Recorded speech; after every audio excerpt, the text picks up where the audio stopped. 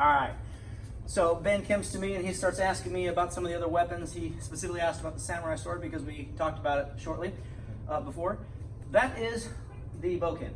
The Vulcan was what you learned with.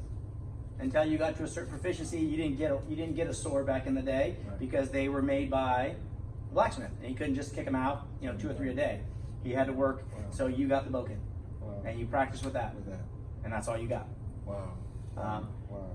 Once you were more proficient, you graduated to the samurai sword, and so the samurai sword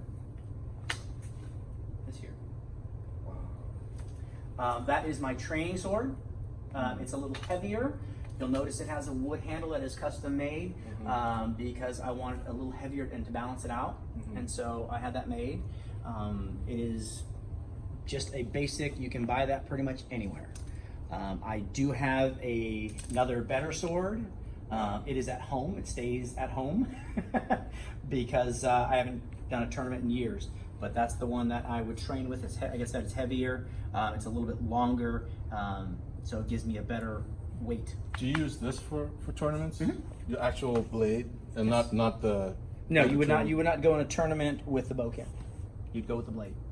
What would you do in a tournament with like? Is this like slicing things? Or? You could do, if you wanted to. You could do a demo where you would set up, because nowadays they don't use bamboo. They get mats and they roll them up tight, yeah, and you cut. You would show them your prowess of an ability precision to cut. You cut, slice. There's only a handful of directions that you cut, and so you would look for a nice clean cut with none of the bamboo sticking out. It'd be a nice clean sharp cut. Or you could do a form. You could do, in the forms division, you could show a form of the samurai sword, and basically a form, a kata, is basically like imaginary fighting. You have imaginary opponents that you're taking on. So it's a prearranged set of moves of a fight scene. Wow. Now how do you sheath this? What's the... So, bunches like this, right? I've seen the movies. So what you'll do, generally, when you put it away, you do a blood wipe. Because theoretically, you would never take it out and just kind of play with it. Right? So the blood wipe would be up, and you whip down, you pull it right across your forearm till you get to your finger, nudge it in, draw back, thumb. Now, you notice I said thumb, because there would be nothing worse in your life than being killed with your own sword. It would be quite the dishonor. So if your thumb is always here, you can't just pull it out. See, oh, now you got my sword. So if my thumb is here, pull. See, now you can't take it out. And so it wasn't that the samurais were walking around holding their sword all day, they had their thumb on it. Because if you see some of the older movies and videos or whatnot, some of the old stuff from the Asian productions are fantastic, but a lot of times you'll see their thumb right here because that's where it's supposed to be. Wow. Wow. Can I try that? Absolutely. So come on, actually stay here so we can get the light. So when the sword is drawn, depending on if I'm cutting horizontally, it would be here in my belt. Yep. Theoretically, it'd be hakama, but we'll go to that later. So I would turn, pull and draw, so my sword is ready to cut as it comes out. Turn, sword is ready. And the same thing, if I was cutting down, my blade would be up to come down. And the way it would work is, because of the power that's involved as the sword would come out, most of the times it would circle, grab, strike. And similar to the kama that we just did, the sword doesn't do this. You're not chopping cucumbers, you're slicing. So again, it would cut and pull. There's your slicing motion. So even if I'm doing a diagonal, like it's coming down, and look at my hands that come towards me.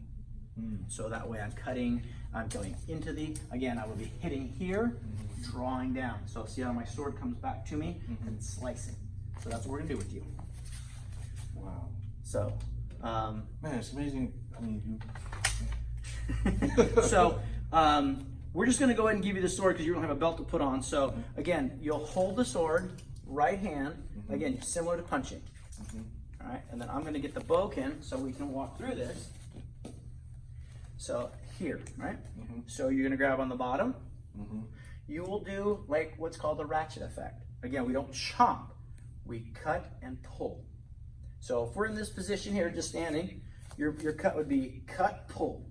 And so you'll notice how it comes back almost to my center. The only time it'll come over there is I'm cutting the side. We'll get to that in a second. Try to keep it right in front of you. And pull. And there you see, now that's the slicing motion. So when you're here, it's pull. And what you want to do is as you get better, the sword no longer wobbles. Because we're putting equal pressure. See how the pressure is on that? So when I'm cutting here, I'm pulling. And you should feel that in your arms because you should be squeezing as you cut and pull. Good. Now as you cut, pull toward you. So extend and pull. There you go. Extend and pull. Good. So now let's go at the angle. So again, imagine your opponent is here. He's wearing a gi top. He has that slice that goes from here to the hip. So that's what we're going to do. So as we cut out and it comes down, we pull it into our left hip. That's it. Because we're going from their shoulder / neck to their hip. There you go. Now, you see how it's wobbling? When you get stronger at it, boom, it's going to pull in there. It doesn't move. Straight. Nice. Try to keep the blade. Remember, if you're cutting down, the blade doesn't like it when it's moving. Right? Straight. Okay. The strongest blade in the world is fine, but if you start hitting this way and that way, probably can't take the pressure. It's designed to take the pressure here on the blade. So you want to keep that blade nice and level coming across here. So cut from here to here. There you go. Now when you pull across, yes. So you just pulled it through the person and the blade, and now the blade's over on your side. Yeah, there you go. Look at you, you're natural. This is freaking awesome, man. I'm glad you like it. Wow. Man. See, we have all kinds of fun here. This is freaking awesome, man. Wow, wow. Thank you so much. Absolutely. Thank you so much. Wow. Samurai sword.